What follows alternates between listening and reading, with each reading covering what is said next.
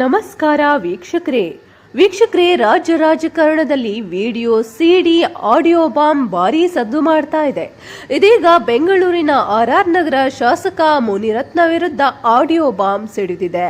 ಅಷ್ಟೇ ಅಲ್ಲ, ಮಹಿಳೆಯರು ಮತ್ತು ದಲಿತರ ಬಗ್ಗೆ ಅಶ್ಲೀಲವಾಗಿ ಮಾತನಾಡಿರುವ ಸಂಭಾಷಣೆಯ ಆಡಿಯೋ ವೈರಲ್ ಆಗಿದೆ. ಮುನಿರತ್ನ ಅವರದ್ದು ಎನ್ನಲಾದ ಈ ಒಂದು ಆಡಿಯೋದಲ್ಲಿ ಕಾಂಟ್ರಾಕ್ಟರ್ಗೆ ಜೀವ ಬೆದರಿಕೆ ಹಾಕಿ ಅಶ್ಲೀಲವಾಗಿ ನಿಂದಿಸಲಾಗಿದೆ. ಹೀಗಾಗಿ ಮುನಿರತ್ನ ಅವರ ವಿರುದ್ಧ ಜಾತಿ ನಿಂದನೆ, ಕೊಲೆ ಬೆದರಿಕೆ ಪ್ರಕರಣ ದಾಖಲಾಗಿದೆ.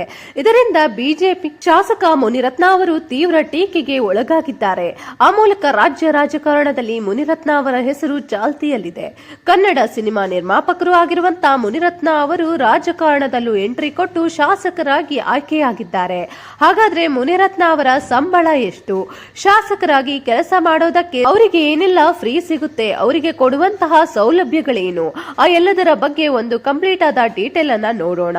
ಹಣದುಬ್ಬರ, ಜೀವನ ವೆಚ್ಚ ಮತ್ತು ತಜ್ಞರ ಸಮಿತಿಗಳ ಶಿಫಾರಸುಗಳಂತಹ ವಿವಿಧ ಅಂಶಗಳ ಆಧಾರದ ಮೇಲೆ ಸಾಮಾನ್ಯವಾಗಿ ಶಾಸಕರ ವೇತನ ಮತ್ತು ಪದವಿಗಳನ್ನು ಪರಿಷ್ಕರಿಸಲಾಗುತ್ತದೆ. ತಿದ್ದುಪಡಿ ಮೂಲಕ ಸಂಬಳ ಏರಿಸಿಕೊಂಡಂತಹ ಜನಪ್ರತಿನಿಧಿಗಳು ಕರ್ನಾಟಕದ ಶಾಸಕರ ಸಂಬಳ, ಪಿಂಚಣಿ, ಬಡ್ತಿ ತಿದ್ದುಪಡಿ ಮಸೂದೆ 2022 ಹಾಗೆ ಕರ್ನಾಟಕ ಸಚಿವರ ವೇತನ ಮತ್ತು ಭತ್ಯೆ ತಿದ್ದುಪಡಿ ಮಸೂದೆಯನ್ನ 2022 ಫೆಬ್ರವರಿ 22ರಂದು ಕರ್ನಾಟಕ ವಿಧಾನಮಂಡಲದಲ್ಲಿ ಅಂಗೀಕರಿಸಲಾಯಿತು. ಅದರಂತೆ ಮುನಿರತ್ನ ಅವರ ಸಂಬಳವನ್ನ ನೋಡುವುದಾದರೆ ಸುಮಾರು 40,000 ರೂಪಾಯಿಗಳ ಮೂಲ ವೇತನವನ್ನ ಪಡೆದುಕೊಳ್ಳುತ್ತಿದ್ದಾರೆ.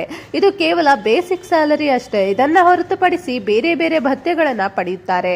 ಅದರಲ್ಲಿ ಪ್ರಮುಖವಾಗಿ ಇರೋದು ಅಂತ ಹೇಳಿದ್ರೆ ದೂರವಾಣಿ ವೆಚ್ಚ. ಯಾಕಂದ್ರೆ ದೂರವಾಣಿ ವೆಚ್ಚ ಅಂತಲೇ ಸುಮಾರು 20,000 ರೂಪಾಯಿಗಳನ್ನ ಸರ್ಕಾರ ನೀಡುತ್ತೆ. ಅಂದ್ರೆ ವೀಕ್ಷಕರೇ, ನಿಮ್ಮೆಲ್ಲರಂತೆ ಮುನಿರತ್ನ ಅವರು ಮಾಡುವ ಫೋನ್ ಕರೆಗಳಿಗೆ ತಮ್ಮ ಕೈಯಿಂದ ಕರೆನ್ಸಿ ಹಾಕಿಸುವಂತ ಅಗತ್ಯ ಇಲ್ಲ. ಯಾಕಂದ್ರೆ ಸರ್ಕಾರವೇ ವೆಚ್ಚವನ್ನ ಭರಿಸುತ್ತೆ. ಅದಕ್ಕಾಗಿ ಅಂತಾನೆ ದೂರವಾಣಿ ವೆಚ್ಚಕ್ಕಾಗಿ 20,000 ರೂಪಾಯಿ ನೀಡಲಾಗುತ್ತೆ. ಇನ್ನು ಕ್ಷೇತ್ರ ಭತ್ಯೆ, ಓರ್ವ ಶಾಸಕನಾಗಿ ತನ್ನ ಕ್ಷೇತ್ರದ ಬೇಡಿಕೆಗಳನ್ನ ಅರಿತು ಕೆಲಸವನ್ನ ಮಾಡಬೇಕು. ಹೀಗಾಗಿ ಸಾಕಷ್ಟು ಓಡಾಟ ಇರುತ್ತೆ. ಇದಕ್ಕಾಗಿ ತಗಲುವ ಖರ್ಚನ್ನ ಸರ್ಕಾರವೇ ಭರಿಸುತ್ತೆ. ಮುನಿರತ್ನ ಅವರು ಸಹ ಆರ್ ನಗರ ಕ್ಷೇತ್ರದಲ್ಲಿ ತಿರುಗಾಡುವುದಕ್ಕೆ ಸಪರೇಟ್ ಆಗಿ ಭತ್ಯೆಯನ್ನ ಪಡೆಯುತ್ತಾರೆ. ಕ್ಷೇತ್ರದೊಳಗಿನ ತಿರುಗಾಟದ ಖರ್ಚು ವೆಚ್ಚ ಆಗುತ್ತೆ ಅಂತಲೇ ಇದನ್ನ ನೀಡಲಾಗುತ್ತೆ. ಇದು ಮಾತ್ರವಲ್ಲದೆ ಅಂಚೆ ವೆಚ್ಚವನ್ನ ಸಹ ನೀಡಲಾಗುತ್ತೆ.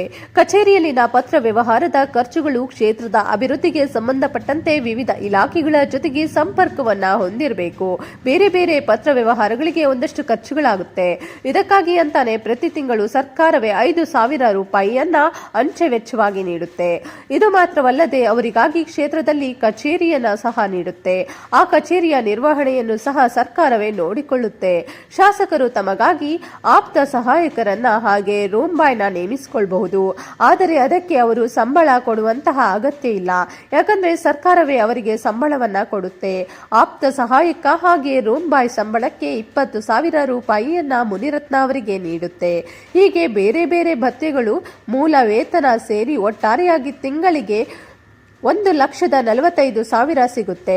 ಇದರೊಂದಿಗೆ ಇನ್ನಿತರ ವೆಚ್ಚಗಳು ಹೆಚ್ಚುವರಿಯಾಗಿ ಸಿಗುತ್ತೆ. ಶಾಸಕರು ಸಂಬಳದ ಜೊತೆಗೆ ಹಲವು ರೀತಿಯ ಸವಲತ್ತುಗಳನ್ನು ಪಡೆಯುತ್ತಾರೆ. ಅದರಲ್ಲಿ ಮೊದಲನೇದಾಗಿ ಶಾಸಕರಿಗೆ ಅವರಿಗೂ ಮನೆಯೊಂದನ್ನು ನೀಡಲಾಗುತ್ತೆ. ಬೆಂಗಳೂರಿನಲ್ಲಿರುವ ಶಾಸಕರ ಭವನದಲ್ಲಿ ಶಾಸಕರಿಗೆ ವಸತಿ ಸೌಲಭ್ಯವನ್ನ ಕಲ್ಪಿಸಲಾಗಿದೆ. ಬೆಂಗಳೂರಿನ ಹೃದಯ ಭಾಗದಲ್ಲಿ ವಿಧಾನಸೌಧಕ್ಕೆ ಹತ್ತಿರ ಆಗುವಂತೆ ಜನಪ್ರತಿನಿಧಿಗಳಿಗೆ ವಸತಿ ಸೌಲಭ್ಯವನ್ನ ಕಲ್ಪಿಸಲಾಗಿದೆ. ಅದೇ ರೀತಿ ಮುನಿರತ್ನ ಅವರಿಗೂ ಸಹ ನೀಡಲಾಗಿದೆ. ಇನ್ನು ಶಾಸಕರಿಗೆ ವೈದ್ಯಕೀಯ ಸೌಲಭ್ಯ ಸಹ ಉಚಿತವಾಗಿ ಸಿಗುತ್ತೆ. ಕರ್ನಾಟಕದ ಸರ್ಕಾರಿ ಆಸ್ಪತ್ರೆಗಳು ಮತ್ತು ಡಿಸ್ಪೆನ್ಸ್ಗಳಲ್ಲಿ ಶಾಸಕರು ಉಚಿತ ವೈದ್ಯಕೀಯ ಚಿಕಿತ್ಸೆಗೆ ಅರ್ಹರಾಗಿರುತ್ತಾರೆ. ಅವರಿಗೆ ಸುಮಾರು 5 ಲಕ್ಷ ರೂಪಾಯಿವರೆಗೆ ಆರೋಗ್ಯ ವಿಮಾ ರಕ್ಷಣೆಯನ್ನ ಸಹ ಒದಗಿಸಲಾಗಿದೆ. ಆರೋಗ್ಯ ವಿಚಾರದಲ್ಲಿ ರಾಜ್ಯ ಸರ್ಕಾರದ ನಿರ್ವಹಣೆಯ ಹಾಗೆ ಖಾಸಗಿ ಆಸ್ಪತ್ರೆಗಳಲ್ಲಿ ತಾನು ಪಡೆದ ವೈದ್ಯೋಪಚಾರ ಹಾಗೆ ಚಿಕಿತ್ಸೆಗಾಗಿ ವೈದ್ಯಕೀಯ ವೆಚ್ಚವನ್ನ ಭರಿಸಿದ ಸಂದರ್ಭದಲ್ಲಿ ಅವರು ಸರ್ಕಾರಿ ಆಸ್ಪತ್ರೆ ಅಥವಾ ಚಿಕಿತ್ಸಾಲಯದಲ್ಲಿ ಪಡೆದಂತಹ ವೈದ್ಯೋಪಚಾರ, ಚಿಕಿತ್ಸಾ ವೆಚ್ಚಗಳನ್ನ ಮರುಪಾವತಿ ಪಡೆಯಬಹುದು. ಯಾರೇ ಸದಸ್ಯರು ತಮ್ಮ ಜೀವಿತಾವಧಿಯಲ್ಲಿ ಒಂದು ಬಾರಿಗೆ ಮಾತ್ರ ಶ್ರವಣ ಸಾಧನಕ್ಕಾಗಿ ಪ್ರತಿ ಕಿವಿಗೆ 1 ಲಕ್ಷ ರೂಪಾಯಿ ವರೆಗಿದ್ದಂತ ರಕ್ತಪಂತಿಗಾಗಿ 5,000 ಹಾಗೆ ಕ್ಯಾಪ್ನೊಂದಿಗೆ ರೂಟ್ ಕೆನಾಲ್ ವೆಚ್ಚ 10,000 ರೂಪಾಯಿವರೆಗೆ ವೈದ್ಯಕೀಯ ವೆಚ್ಚವನ್ನ ಮರುಪಾವತಿ ಪಡೆಯಬಹುದಾಗಿದೆ. ಹಾಗೆ ಈ ಒಂದು ಸೌಲಭ್ಯ ಕುಟುಂಬದ ಇತರ ಸದಸ್ಯರಿಗೆ ಅಂದ್ರೆ ಸೀಮಿತ ಸದಸ್ಯರಿಗೂ ಅನ್ವಯ ಆಗುತ್ತೆ. ಕೇವಲ ವೈದ್ಯಕೀಯ ಸೌಲಭ್ಯ ಮಾತ್ರವಲ್ಲದೆ ಹಲವು ರೀತಿಯ ಅನುದಾನಗಳು ಸಹ ಸಿಗುತ್ತೆ. ಗಣಕಯಂತ್ರ ಅನುದಾನವಾಗಿ ಶಾಸಕರಿಗೆ ತಮ್ಮ ಸದಸ್ಯತ್ವದ ಅಧಿಕಾರ ಅವಧಿಯಲ್ಲಿ ಕಂಪ್ಯೂಟರ್, ಐಪ್ಯಾಡ್, ಟ್ಯಾಬ್ಲೆಟ್ಗಳನ್ನ ಖರೀದಿಸುವುದಕ್ಕೆ ಸುಮಾರು 50,000 ರೂಪಾಯಿಗಳನ್ನ ಗಣಕಯಂತ್ರ ಅನುದಾನ ಅಂತ ಮಂಜೂರು ಮಾಡಬಹುದು. ಅಂದ್ರೆ ಗಣಕಯಂತ್ರ ಅನುದಾನವಾಗಿ ವಾರ್ಷಿಕ 50,000 ರೂಪಾಯಿಗಳನ್ನ ಶಾಸಕರು ವಿನಿಯೋಗಿಸಿಕೊಳ್ಳಬಹುದು. ಅದೇ ರೀತಿಯಾಗಿ ಮೋಟಾರ್ ವಾಹನ ಖರೀದಿ ಸಾಲ ಸೌಲಭ್ಯವೂ ಸಹ ಶಾಸಕರಿಗೆ ಲಭ್ಯವಾಗುತ್ತೆ. ಇದರ ಪ್ರಕಾರ 7% ಸರಣಿ ಬಡ್ಡಿ ದರದ ಮೇಲೆ ಮೋಟಾರ್ ಸೈಕಲ್ ಖರೀದಿಗೆ 8,000 ರೂಪಾಯಿ, ವಾಹನಗಳ ಖರೀದಿಗೆ ಅಂತಾನೆ 15 ಲಕ್ಷ ರೂಪಾಯಿ ಹಣವನ್ನ ಮುಂಗಡವಾಗಿ ಪಡೆದುಕೊಳ್ಳುವುದಕ್ಕೆ ಅವಕಾಶ ಇದೆ. ಈ ಒಂದು ಹಣವನ್ನ ಇನ್ಶೂರೆನ್ಸ್ ಸಹಿತವಾಗಿ ನೀಡಲಾಗುತ್ತೆ. ಕೇವಲ ಅದಿಷ್ಟೇ ಅಲ್ಲದೆ ಶಾಸಕರಿಗೆ ದಿನಬತ್ತಿ ಕೂಡ ಸಿಗುತ್ತೆ. ಸಭೆಗಳಿಗೆ ಹಾಜರಾಗುವಂತಹ ಸಂದರ್ಭದಲ್ಲಿ ಶಾಸಕರಿಗೆ ದಿನಬತ್ತಿಯನ್ನ ನೀಡಲಾಗುತ್ತೆ. ರಾಜ್ಯದೊಳಗೆ ದಿನಕ್ಕೆ 2,000 ಹಾಗೆ ರಾಜ್ಯದ ಹೊರಗೆ ದಿನಕ್ಕೆ 3,500 ಸಿಗತ್ತೆ. ನಿಗದಿತ ದರಗಳಲ್ಲಿ ಊಟ ಮತ್ತು ವಸತಿ ಒದಗಿಸುವಂತಹ ಹೋಟೆಲ್ ಮತ್ತು ಇತರ ನೋಂದಾಯಿತ ವ್ಯಾಪಾರ ಸಂಸ್ಥೆಗಳಲ್ಲಿ ಬೇರೆ ಬೇರೆ ಹೋಟೆಲ್ಗಳಲ್ಲಿ ಉಳಿದುಕೊಂಡಂತಹ ಸಂದರ್ಭದಲ್ಲಿ ಶಾಸಕರು ಅದಕ್ಕೆ ತಮ್ಮ ಕೈಯಿಂದ ಬಿಲ್ ಪಾವತಿಸುವಂತಹ ಅಗತ್ಯ ಇಲ್ಲ. ಅದಕ್ಕೆ ಮರುಪಾವತಿಯನ್ನ ಪಡೆದುಕೊಳ್ಳಬಹುದು. ಅಂತಹ ಸಂದರ್ಭದಲ್ಲಿ ದಿನಕ್ಕೆ ರೂಪಾಯಿ ಹಾಗೆ ಸ್ಥಳೀಯ ಸಾರಿಗೆ ವೆಚ್ಚವಾಗಿ 2,000 ಅಷ್ಟು ಮರುಪಾವತಿಯನ್ನ ಪಡೆದುಕೊಳ್ಳುವಂತಹ ಅವಕಾಶ ಇದೆ. ಈ ಒಂದು ದಿನಬತ್ತೆಯ ಜೊತೆಗೆ ಪ್ರಯಾಣ ಭತ್ಯೆಯೂ ಸಹ ಲಭ್ಯವಾಗುತ್ತದೆ. ಶಾಸಕರು ತಮ್ಮ ಕ್ಷೇತ್ರ ಮತ್ತು ಬೆಂಗಳೂರು ನಡುವಿನ ಪ್ರಯಾಣದ ವೆಚ್ಚವನ್ನ ಭರಿಸುವುದಕ್ಕೆ ಪ್ರಯಾಣ ಭತ್ಯೆಯನ್ನ ನೀಡಲಾಗುತ್ತೆ. ಅವರು ರಾಜ್ಯ ಸಾರಿಗೆ, ಬಸ್ ಮತ್ತು ರೈಲುಗಳಲ್ಲಿ ಉಚಿತವಾಗಿ ಪ್ರಯಾಣಕ್ಕೆ ಅರ್ಹರಾಗಿರುತ್ತಾರೆ. ಅವರು ಹಾಜರಾಗುವಂತಹ ಸಭೆ ಅಥವಾ ಪ್ರಯಾಣಿಸಿದ ಹಾದಿಯ ವೆಚ್ಚದ ಮೇಲೆ ಇದು ನಿಗದಿಯಾಗುತ್ತೆ. ಅಂದ್ರೆ ಪ್ರಯಾಣದ ಬಗೆಯನ್ನ ಗಣನೆಗೆ ತೆಗೆದುಕೊಳ್ಳದೆ ಪ್ರತಿ ಕಿಲೋಮೀಟರ್ಗೆ 35 ರೂಪಾಯಿಯಂತೆ ಭತ್ಯೆಯನ್ನ ನೀಡಲಾಗುತ್ತೆ. ಇನ್ನು ಶಾಸಕರು ಪ್ರತಿ ಆರ್ಥಿಕ ವರ್ಷದಲ್ಲಿ ಭಾರತದಲ್ಲಿ ವಿಮಾನದ ಮೂಲಕವಾಗಿ ಅಥವಾ ರೈಲ್ವೆ ಮೂಲಕವಾಗಿ 1 ಅಥವಾ 1ಕ್ಕಿಂತ ಹೆಚ್ಚು ಪ್ರಯಾಣಗಳಲ್ಲಿ ಒಬ್ಬರೇ ಅಥವಾ ತಮ್ಮ ಸಹಚರರೊಂದಿಗೆ ಪ್ರಯಾಣಿಸುವಂತಹ ಅವಕಾಶ ಇದೆ. ಈ ರೀತಿಯಾಗಿ ಏಪ್ರಿಲ್ ಮತ್ತು ಅಕ್ಟೋಬರ್ ತಿಂಗಳಲ್ಲಿ 2,50,000 ರೂಪಾಯಿ ಮೊತ್ತವನ್ನ 2 ಸಮಾನ ಕಂತುಗಳಲ್ಲಿ ಪಡೆಯಬಹುದಾಗಿದೆ. ಇನ್ನು ಹೊರ ರಾಜ್ಯದಲ್ಲಿನ ಸಭೆ ಸಮಾರಂಭಗಳಿಗೂ ಪ್ರತ್ಯೇಕ ಭತ್ಯೆ ಇದೆ. ಇಂತಹ ಸಂದರ್ಭದಲ್ಲಿ ಅವರು ಬಿಲ್ ತೋರಿಸಿ ಮರುಪಾವತಿಯನ್ನ ಪಡೆದುಕೊಳ್ಳಬಹುದು. ಕೇವಲ ಇದಿಷ್ಟೇ ಅಲ್ಲದೆ ಶಾಸಕರು ಕೋರಿಕೆಯ ಮೇರೆಗೆ ಮಿಲಿಟರಿ ಅಥವಾ ರಕ್ಷಣೆ ಇಲಾಖೆಯಿಂದ ತಿರಸ್ಕೃತಗೊಂಡಂತಹ ಮಿಲಿಟರಿ ಜೀಪು ಅಥವಾ ಮೋಟಾರ್ ಸೈಕಲ್ಗಳನ್ನು ಖರೀದಿಸಬಹುದು. ಅಲ್ಲದೆ ಶಾಸಕರಿಗೆ ಹಿಂದೂಸ್ತಾನ್ ಪೆಟ್ರೋಲಿಯಂ ಕಾರ್ಪೊರೇಷನ್ ಅವರು ಹಂಚಿಕೆ ಮಾಡುವಂತಹ LPG ಸಂಪರ್ಕವನ್ನ ಪ್ರಥಮ ಆದ್ಯತೆಯ ಮೇರೆಗೆ ಒದಗಿಸಲಾಗುತ್ತೆ. ಇದಿಷ್ಟೇ ಅಲ್ಲದೆ ಶಾಸಕರಿಗೆ ಸರ್ಕಾರಿ ಸಿಬ್ಬಂದಿಯನ್ನು ಸಹ ನೀಡಲಾಗುತ್ತೆ. ಪ್ರತಿ ಶಾಸಕರಿಗೆ ಆಪ್ತ ಸಹಾಯಕ, ಚಾಲಕ ಹಾಗೆ ಇತರ ಸಹಾಯಕ ಸಿಬ್ಬಂದಿಗಳನ್ನು ಒದಗಿಸಲಾಗುತ್ತೆ. ಅವರ ಕರ್ತವ್ಯಗಳನ್ನು ನಿರ್ವಹಿಸುವುದಕ್ಕೆ ಅವರಿಗೆ ಕಚೇರಿ ಸ್ಥಳ ಮತ್ತು ಬೇರೆ ಬೇರೆ ಸಲಕರಣೆಗಳನ್ನ ಸಹ ಒದಗಿಸಲಾಗುತ್ತೆ. ಇನ್ನು ನಿಮ್ಮೆಲ್ಲರಿಗೂ ಗೊತ್ತಿರುವಂತೆ ಜನಪ್ರತಿನಿಧಿಗಳಿಗೆ ಪಿಂಚಣಿ ಸೌಲಭ್ಯ ಸಹ ಇದೆ. ಕನಿಷ್ಠ 5 ವರ್ಷಗಳ ಸೇವೆಯನ್ನ ಪೂರ್ಣಗೊಳಿಸಿರುವಂತಹ ಶಾಸಕರು ನಿವೃತ್ತಿಯ ನಂತರ ಪಿಂಚಣಿಗೆ ಅರ್ಹರಾಗಿರುತ್ತಾರೆ. ಶಾಸಕರ ಅಧಿಕಾರಾವಧಿ ಮುಗಿದ ಬಳಿಕ ಇವರಿಗೆ ಪಿಂಚಣಿ ಸೌಲಭ್ಯ ಇದೆ.